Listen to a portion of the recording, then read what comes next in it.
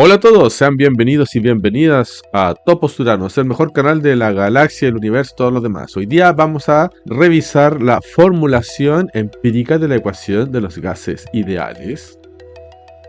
Imagino que en algún momento tú has experimentado algo relacionado con la dilatación de los gases. De hecho, hay algo que te puede ocurrir si tú no eres especialmente consciente de cómo se comportan los gases. Por ejemplo, imagínate que tú tienes un termo con agüita. Este es tu termo y tú lo vas a llenar de agua, ¿cierto? Aquí ya le has sacado la tapa y le echas agua en su interior. Digamos que le echas agua hasta la mitad, agua caliente, ¿sí? Esta agua está caliente, digamos que a unos 90 grados Celsius. Y tú pones la tapa y aquí en el interior queda encerrado aire. Entonces, ahora imagínate que tú bates este termo, lo bates muy fuerte, revuelves el agua con el aire. ¿Y qué es lo que va a ocurrir? Este aire que estaba a temperatura ambiente, ahora pasa a estar a una temperatura cercana a la del agua que has vertido en el interior del termo. Eso va a producir un aumento de la presión del aire que queda aquí encerrado. Entonces, si tú sacas la tapa del termo, tú vas a sentir como sale un chorro de aire al momento de que se libera la tapa. Ese fenómeno que tú puedes observar en la vida cotidiana es debido a al comportamiento de gas ideal del aire. El aire se comporta muy parecido a un gas ideal. El objetivo de esta clase es resumir en forma de modelos matemáticos precisamente ese tipo de comportamiento. Y de hecho, sobre ese comportamiento hay tres leyes que tenemos que revisar. Son la ley de Boyle-Mariotte, está la ley de Gay-Lussac y está la ley de Charles. Cada una de estas leyes obedece a un tipo de proceso que se da con gases, ya sea variando temperatura a presión constante, o variando volumen a temperatura constante, o variando presión a temperatura constante y algo, ¿no es cierto? Manteniendo siempre algo constante. En esta clase vamos a comprender en detalle justamente esas tres leyes y cómo funcionan y tú cómo puedes calcular el comportamiento de un gas. Luego vamos a reunir esas tres leyes para obtener el comportamiento general de un gas ideal. Ocurre que cuando tú reúnes esas tres leyes en una sola, obtienes que la presión, el volumen y la temperatura va a permanecer constante en un gas ideal. Esto es lo que conduce a ecuaciones de la forma PV igual a nRT, la ecuación de los gases ideales que ves en los cursos de termodinámica, o PV igual a N no, es el otro N KBT. Este a partir de la formulación estadística. Los resultados experimentales que vamos a revisar acá es de hecho lo que da un primer fundamento básico para estas dos expresiones, ¿sí? Aunque para llegar a comprender en detalle estas dos necesitamos fundamentos estadísticos, ¿sí? Por acá tenemos los fundamentos experimentales. Y experimentales nos referimos a macroscópicos, ¿sí? Vamos a cubrir recién la primera parte que nos ayuda a llegar a este tipo de expresiones que nos permite modelar el comportamiento de los gases ideales. Para esto vamos a tener que analizar distintos tipos de procesos, los que llamamos procesos isotérmicos, isobáricos y también isocóricos. Isotérmico significa, como lo dice el nombre, temperatura igual constante. Isobárico, presión igual constante. Isocórico es volumen igual constante. En algunas ocasiones, pero es muy raro que se haga, a los isocóricos a veces se les llama isométricos. Pero no es algo universal. Lo más normal es que lo encuentres como isocóricos. Aunque le puedes llamar isométrico si quieres y todo el mundo te va a entender de todos modos. Bien, vamos a avanzar con estas ideas. Primero vamos a ver en detalle cada una de estas leyes. La ley de Boyle-Mariotte, la ley de Gay-Lussac y la ley de Charles. Vamos a ver de qué se tratan, cómo funcionan y cómo podemos hacer algunas cuentas sencillas con esas leyes. Vamos por aquí. Entonces, vamos a colocar en nuestro apunte las leyes fundamentales empíricas. Leyes empíricas fundamentales de los gases ideales. Ya, entonces, la primera ley que vamos a revisar es la ley de Boyle-Mariotte.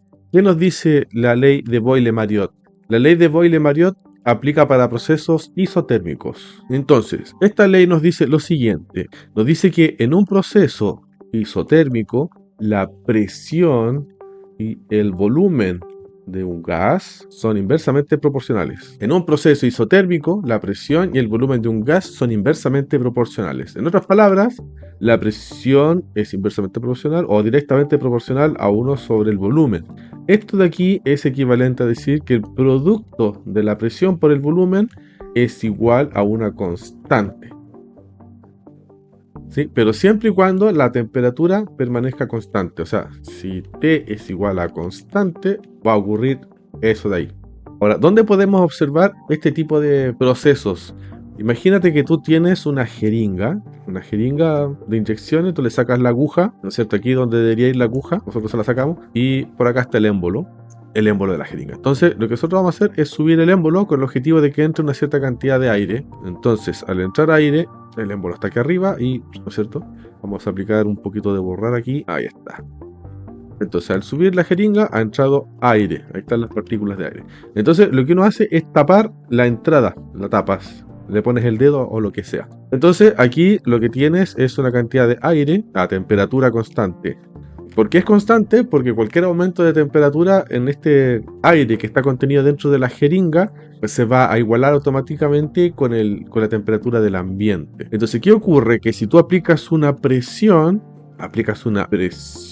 externa, entonces el volumen del aire va a disminuir. A mayor presión, menor va a ser el volumen. Entonces, esto va a comprimir el aire.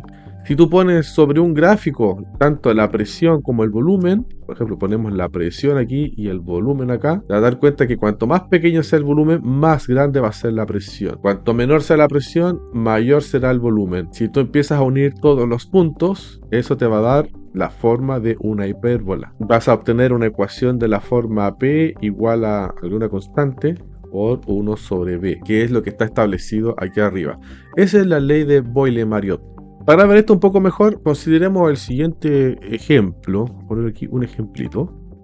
Ya, consideremos el siguiente ejemplo. Un gas que en una presión inicial P1 de 15 megapascal se expande isotérmicamente desde un volumen inicial V1 de 1 litro hasta un volumen final de 2 litros, verá reducida su presión a la mitad. ¿Cómo podemos calcular eso? ¿Por qué es así y no de otra manera? Porque como vimos recién, el producto de la presión con el volumen tiene que ser igual a una constante. Y como esta constante tiene que ser la misma para cualquier par de estados que estén conectados con el mismo proceso isotérmico, entonces la presión inicial con el volumen inicial tiene que ser igual a la presión final por el volumen final. Entonces, si queremos calcular la presión final, que sabemos que se verá reducida a la mitad, pero si lo queremos hacer algebraicamente, a partir de esta expresión se tiene lo siguiente. Se tiene que la presión 2 va a ser igual a volumen 1 dividido volumen 2 multiplicado por la presión 1. Este volumen de aquí lo pasas dividiendo para el otro lado. Aquí tienes la expresión que te va a dar la presión final. Entonces solamente tienes que meter los datos para ver qué te sale. El volumen 1 era de 1 litro. El volumen 2 es de 2 litros. Y la presión inicial era de 15 megapascal. Ocurre que este 15 salida a la mitad te va a dar 7.5 megapascal. Ya, ahora continuemos con la ley de Charles. Vamos a escribir en nuestro apunte 2, ley de Charles. La ley de Charles es la que funciona a temperatura, no, es a presión constante. ¿Sí? A presión constante los procesos son isobáricos. Entonces, ¿cómo podemos experimentar la ley de Charles? Es muy sencillo. Imagínate que tienes de nuevo una jeringa. Aquí está la jeringa. Este experimento lo puedes hacer en tu casa. Aquí está la entrada de la jeringa, ¿no es cierto? Y aquí está el émbolo. Y tú has dejado que entre hasta la mitad de la jeringa de aire. Vámonos aquí, aire. Ese aire se encuentra ocupando un volumen dentro de la jeringa. Hay un volumen. Y si tú no estás ni presionando ni tirando del émbolo, si no estás ejerciendo fuerza, vamos a poner aquí, sin ejercer fuerza, ¿sí? Esto de acá va a implicar que el aire va a estar a presión atmosférica. Entonces, esto es equivalente a aire a presión atmosférica. Entonces, mientras tú no ejerzas fuerza, el aire se va a mantener a presión atmosférica, es decir, a presión constante. Entonces, lo que vamos a hacer acá es tapar el émbolo, o sea, la entrada de aire, para que no entre ni salga más aire. Luego nos conseguimos algún recipiente más o menos grande con agua. Digamos que ponemos agua relativamente caliente, a unos 70 grados Celsius, bien caliente. Aquí están estos recipientes con agua. Y lo que vamos a hacer es sumergir la jeringa con mucho cuidado dentro de ese recipiente. No basta sumergirla completa, sino solamente la parte que tiene aire. Así. Entonces, lo que tú vas a observar es que de repente el émbolo va a empezar a retroceder, va a empezar a aumentar el volumen de aire. Si tú pones en un gráfico, haces un gráfico aquí de volumen versus temperatura, tú vas a encontrar una serie de puntos que van a estar más o menos alineados. Y vas a descubrir que el volumen es directamente proporcional a la temperatura. Entonces, como te dije recién, siempre y cuando tú no ejerzas fuerza sobre el émbolo, la presión sobre este aire va a ser la misma siempre, va a ser constante, va a ser igual a la presión atmosférica. Así que lo que estás describiendo en este proceso es una transformación isobárica a presión constante, y bajo esas condiciones se cumple esa ley. Volumen y temperatura son directamente proporcionales. Esto implica que no importa cuál estado tú consideres, si el volumen y la temperatura son directamente proporcionales, esto de acá es equivalente a decir que el volumen dividido temperatura es igual a una constante. Y eso va a servir para cualquier par de estados. O sea, volumen inicial, temperatura inicial, va a ser igual a volumen final dividido temperatura final. Aquí. Esa es la ley de Charles. Y esto lo podemos revisar también con un ejemplito. Consideremos el siguiente ejemplo. Un gas que a una temperatura inicial T1 de 300 Kelvin se calienta isobáricamente hasta una temperatura de 450 Kelvin, partiendo de un volumen inicial de 2 litros, verá incrementado su volumen en un 50% o en un factor de 3,5. ¿Por qué ocurre esa cuestión? Solamente hay que hacer las cuentas, es muy sencillo. Como vimos recién, el volumen y la temperatura son directamente proporcionales, por lo tanto su cociente es igual a una constante, y es lo mismo para el volumen final, o sea, volumen 2 dividido temperatura 2. Esto implica que si nosotros queremos calcular el volumen final, nos va a quedar que el volumen final va a ser igual a temperatura final dividido temperatura inicial por el volumen inicial. Solo basta incluir los datos para ver qué es lo que sale. La temperatura final es de 450, la temperatura inicial es de 300, estos están en Kelvin, y el volumen inicial es de 2 litros. Acá solamente tenemos que hacer las simplificaciones correspondientes. 45 es lo mismo que 3 por 15, bueno, y por 10 si queremos aquí, para que nos dé 450. Y el 30 es lo mismo que 2 por 15, por 10, por 2 litros. Las unidades aquí se cancelan, entonces lo único que hacemos acá es cancelar los términos semejantes. Todo esto nos da 3 medios por 2 litros y cancelamos esos 2 y nos queda igual a 3 litros. Pasamos de un volumen inicial de 2 litros, ahora tenemos 3 litros. Este 50% que te señalé por acá se calcula de la siguiente manera. Solamente se obtiene de reescribir esos 3 medios. 3 medios por 2 litros. Ese 3 medios tú lo puedes escribir como 1 más 1 medio por 2 litros. Y claro, ese 1 medio es lo mismo que 0,5 y esa cosa es 50%. Entonces tienes 1 más 50% de 2 litros. Y ese es el incremento en forma de porcentaje. Es por eso que decimos que cuando el volumen pasa de 2 litros a 3 litros, su volumen ha aumentado en un 50%. Súper sencillo. Ya, ahora pasemos a revisar la ley de Gay-Lussac. Vamos a poner aquí 3, ley de Gay-Lussac. Este es un proceso que ocurre a volumen constante. Este es isocórico. Para ver cómo funciona la ley de Gay-Lussac es bastante sencillo. De hecho, es muy parecido a los ejemplos anteriores con jeringa. Lo puedes experimentar también en tu casita. Tomas una jeringa, ahí está la jeringa, aquí está el frente de la jeringa. Esta jeringa la llenas con una cierta cantidad de aire. Aquí está el émbolo, aquí está el aire, ¿cierto? Aire. Entonces, en principio, este aire está a una presión atmosférica. Sí, está a una presión atmosférica. Pero lo que vas a hacer ahora es, igual que los casos anteriores, lo vas a sumergir en agua caliente, porque pongamos agua a unos 70, 80 grados, ¿cierto? Algo normal. Pero cuando tú la sumerjas, no vas a permitir que aumente el volumen. O sea, cuando tú haces esto y sumerges, bueno, a ver si lo puedo girar esta cuestión. Sí, eso, la vamos a girar. Cuando tú lo empiezas a sumergir, tú no vas a permitir que aumente el volumen. Así que tú vas a ejercer una presión contra el émbolo evitando que el aire aumente su tamaño. De este modo el proceso va a ser isocórico, va a mantener el volumen constante. ¿Y qué va a ocurrir? Que aquí dentro va a aumentar la presión. ¿Cómo puedes percibir tú ese aumento de presión? Lo vas a percibir porque en el émbolo aparece una fuerza. En el émbolo aparece una fuerza. Esa presión se manifiesta como una fuerza contraria sobre el émbolo que va a tratar de empujar tu dedo. Tu dedo va a tratar de mantener el volumen constante.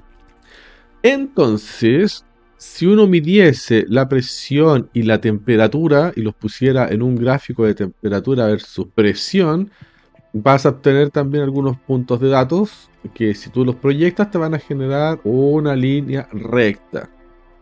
En este caso, el experimento es un poco más difícil de llevar a datos porque tienes que medir la fuerza que aparece en el émbolo para aumentar el volumen, ¿no es cierto? O la fuerza necesaria para que el volumen permanezca constante. Entonces, dividiendo la fuerza por el área de la sección transversal del émbolo, ahí tú puedes determinar la diferencia de presión. Entonces, a través de esto, tú vas a descubrir que esta pendiente es constante, por lo tanto la presión es directamente proporcional a la temperatura. Esto de aquí es equivalente a decir que presión dividido temperatura es igual a alguna constante. Alguna constante. Y eso ocurre de igual forma para cualquier par de puntos en el proceso. Así que presión inicial sobre temperatura inicial es lo mismo que presión final sobre temperatura final. Esa es la ley de Gay-Lussac. Ahora vamos a revisar un pequeño ejemplo. Vamos a colocar aquí ejemplo. Este es el ejemplo. Un gas que a una temperatura inicial de T1 igual a 300 Kelvin se calienta isocóricamente hasta T2 igual a 450 Kelvin, partiendo de una presión inicial P1 de 1 megapascal, verá aumentada su presión en la misma proporción. Entonces, aquí simplemente tomamos presión 1 dividido temperatura 1 igual a presión 2 sobre temperatura 2. Esto de acá, ley de Gay-Lussac. A partir de esto podemos despejar la presión 2. Esta cosa te va a quedar temperatura 2 sobre temperatura 1 por presión 1. Ponemos los valores que tenemos disponibles. Temperatura 2 es de 450 Kelvin. La temperatura inicial era de 300 Kelvin y la presión 1 era de 1 megapascal. Ahí está. Y aquí solamente tenemos que simplificar cosas. 45 era 3 por 15 y 30 es 2 por 15. Se matan los 15 por 1 megapascal. Me queda 3 medios megapascal. Es por esto que en la misma proporción que sube la temperatura también aumenta la presión. Esas son las tres leyes que explican el comportamiento de los gases según se cambia la temperatura, la presión o el volumen, ya sean procesos isocóricos de volumen constante, procesos isobáricos de presión constante o procesos isotérmicos de temperatura constante. Estos tres procesos, estas tres leyes, se pueden combinar en una sola y se conoce como la ecuación de los gases ideales. Así que vamos a desarrollar esa combinación de leyes. Combinación de leyes de los gases en la ecuación de los gases ideales. Entonces, lo que tenemos en principio son leyes para cada tipo de proceso. Si el proceso es isotérmico, tenemos la ley de Boyle-Mariotte, que nos dice que la presión es inversamente proporcional al volumen, ¿cierto? O más fácil, presión por volumen igual a constante. Luego teníamos para procesos isobáricos, tenemos que el volumen es directamente proporcional a la temperatura. O escrito de otra manera, que volumen sobre temperatura es igual a constante. Y por último teníamos el isocórico. El isocórico nos dice que presión es directamente proporcional a la temperatura, que es lo mismo que decir que presión sobre temperatura es también constante. Si nosotros combinamos esas tres leyes, lo que vamos a obtener es la siguiente relación. Ley combinada. Lo que vamos a obtener es que la presión y el volumen, el producto de la presión y el volumen va a ser directamente proporcional a la temperatura. Y esto de acá es equivalente a decir que el presión por el volumen es igual a una constante, la vamos a poner alfa por el momento, multiplicado por la temperatura. Esta constante alfa puede tomar distintos valores según el enfoque. Si uno lo revisa desde un enfoque estadístico, va a llegar a que ese alfa va a ser el número de partículas por la constante de Boltzmann. Entonces ahí vas a llegar a la ecuación de los gases ideales, PV igual a NKBT.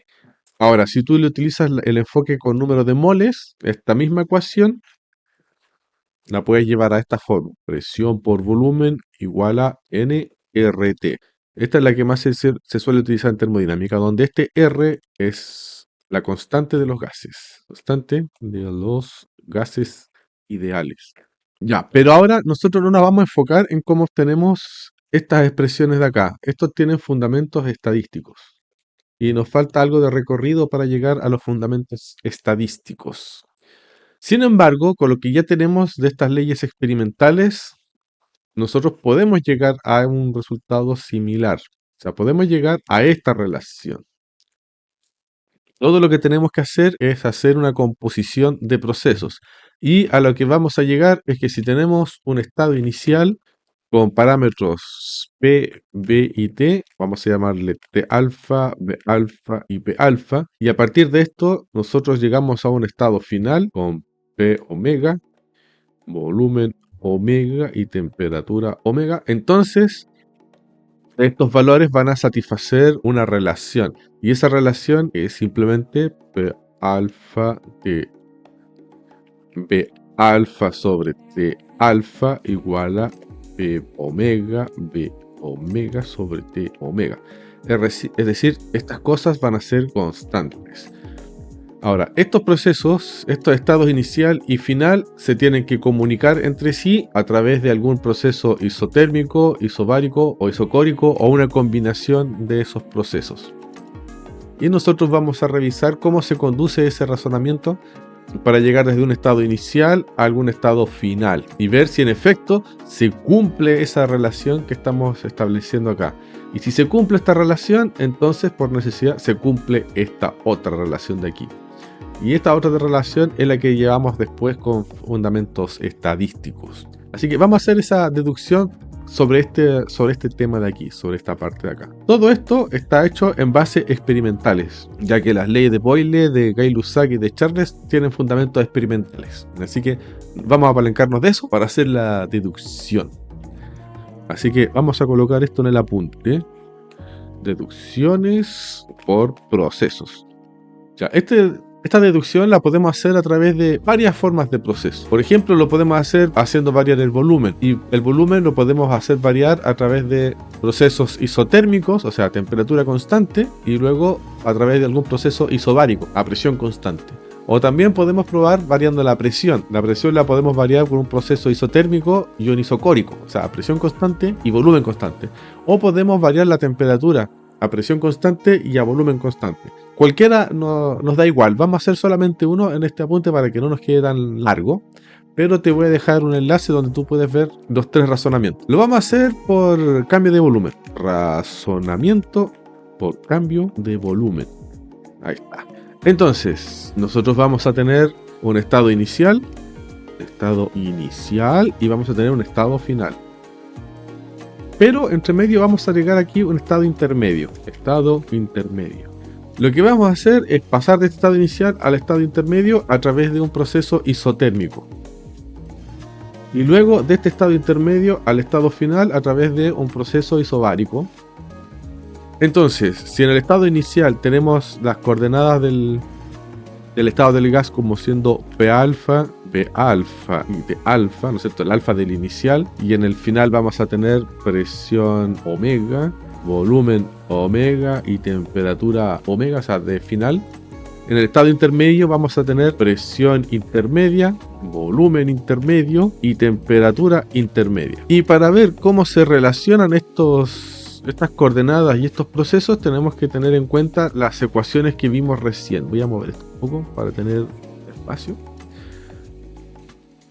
Si el proceso es isotérmico, tú puedes ir más arriba y buscar aquí isotérmico. Aquí está la relación. Presión, el producto de presión por el volumen tiene que ser igual constante.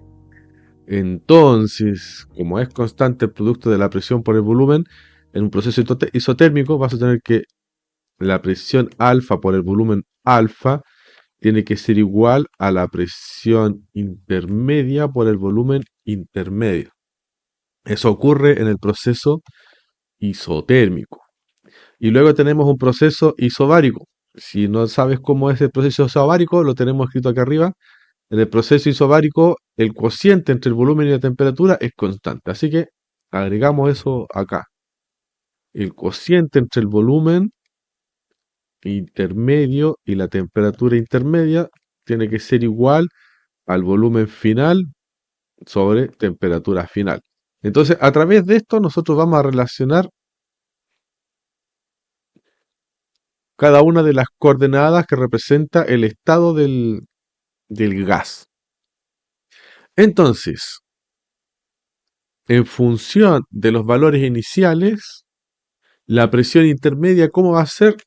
Lo puedes sacar de aquí mismo. Te va a quedar así. Presión intermedia, o sea, hace el álgebra aquí, te queda presión alfa dividido volumen intermedio. Así que va y lo escribe acá.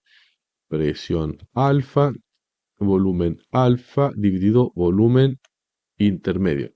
Lo mismo haces para cada uno de estos. Vamos a borrar esto de aquí. ¿Cómo te queda el volumen intermedio? Lo despejas de aquí también. Te va a quedar presión alfa, volumen alfa, dividido presión intermedia. Y como es isotérmico, la temperatura intermedia tiene que ser igual a la temperatura inicial.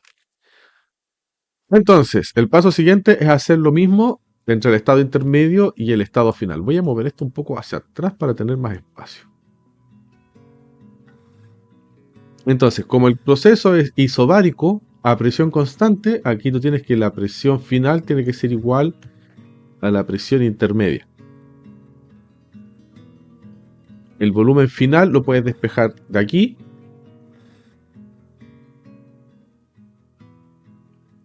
Te va a quedar como temperatura final dividido temperatura inicial por el volumen inicial.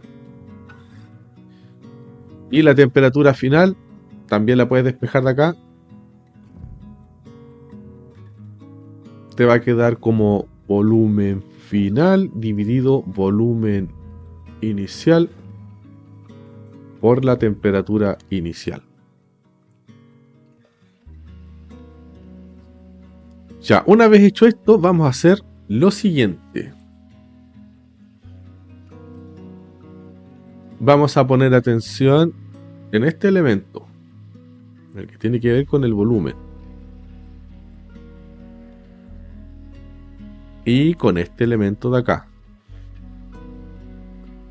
Ocurre que tenemos volumen final igual a temperatura final sobre temperatura inicial por el, o sea, no inicial, sino que intermedio, por el volumen intermedio. Voy a colocar esto en un paréntesis para separarlo del volumen intermedio. Entonces, tenemos ahora que temperatura final sobre temperatura intermedia multiplicado por el volumen intermedio, pero el volumen intermedio lo tenemos aquí. Así que vamos a tener presión alfa, volumen alfa, o sea, los iniciales, dividido presión intermedia.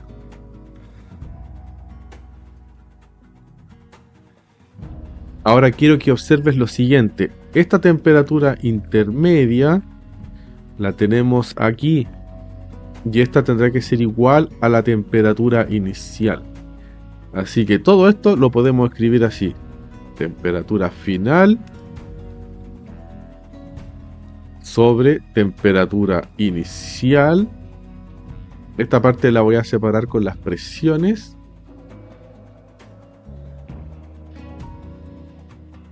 Presión inicial, la alfa, sobre presión inicial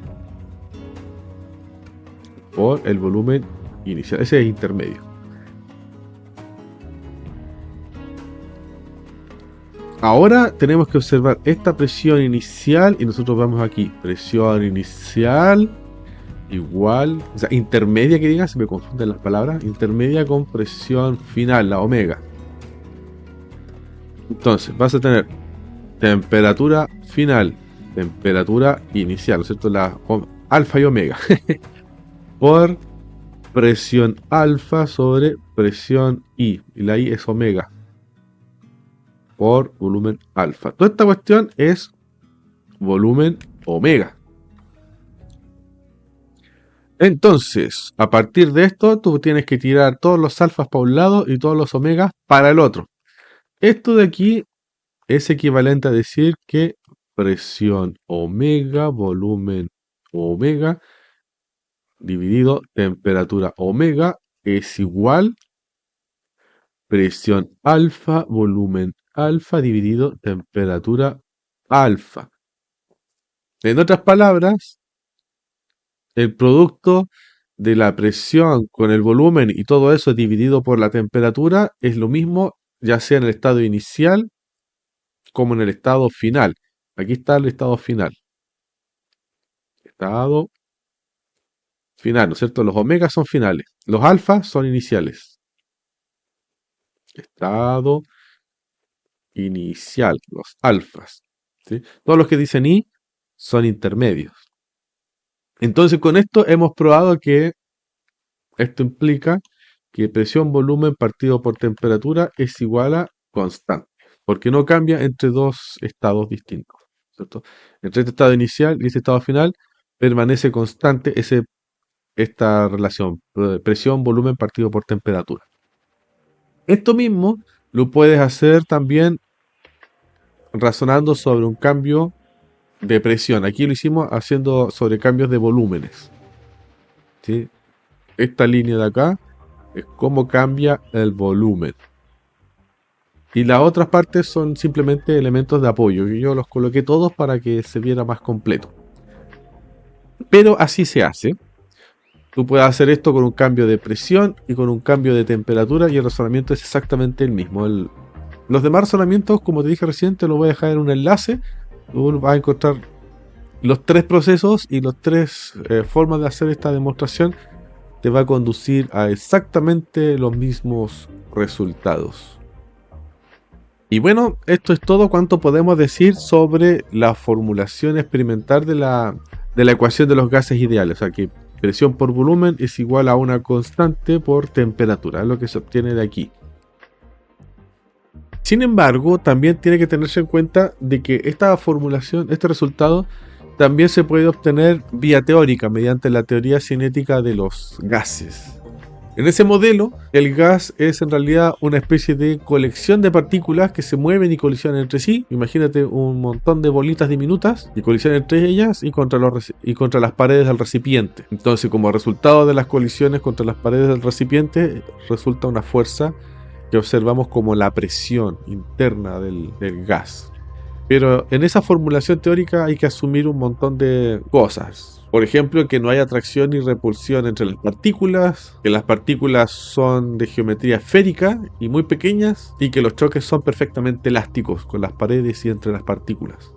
Es a través de esas idealizaciones que se simplifica el análisis estadístico, pero que sin embargo no cumple ningún gas real, ¿cierto? Es una idealización para poder simplificar el análisis y obtener resultados que podamos utilizar. Esos son el tipo de razonamientos que conducen a la termodinámica clásica. Ahora la cosa no se va a quedar solamente ahí. A medida que se avanza en la ciencia, se empiezan a agregar consideraciones adicionales que agregan detalles sobre este tipo de ecuaciones. Ya te había nombrado recién de que a través de fundamentos estadísticos se llegaba a PV igual a nRT. Esta es la ecuación de los gases ideales que siempre se ve en el curso de termodinámica, su primera versión, por decirlo así.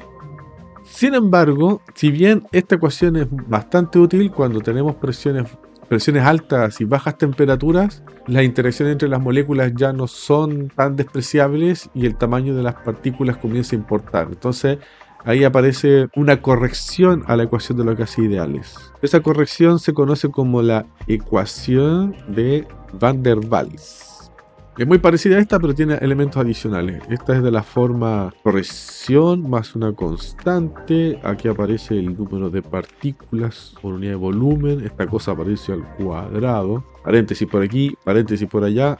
Volumen menos NB, que toda esta cuestión es igual a nRT. Donde estos parámetros A y B son parámetros característicos de cada gas. Y si se agrega más detalle todavía, más detalle, por ejemplo, entrando en dominios de la mecánica cuántica, ya ahí se hace necesario agregar elementos estadísticos. Aparece la estadística de Bose-Einstein o de Fermi-Dirac. Y si nos metemos en el régimen relativista con partículas de altas energías, se hace necesario introducir correcciones relativistas sobre esa ecuación de los gases ideales. Bien, vamos a dejar esta clase hasta aquí por ahora. Espero que esta cuestión te haya servido.